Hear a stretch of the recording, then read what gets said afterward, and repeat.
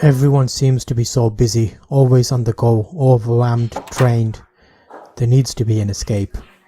We carry multimedia do-it-all devices with us daily, but who wants to be distracted in the middle of creating something epic? Let me take you back to a simpler time, when we had dedicated tools for dedicated tasks. Creating something on a typewriter gives you the sensation that can't be achieved from any other device.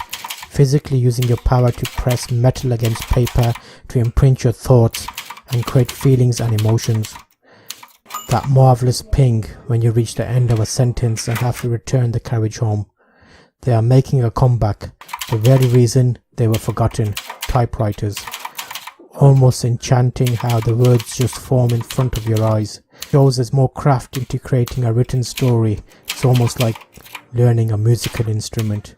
If you create a document on a typewriter, you know there was a real investment of time and attention by the writer.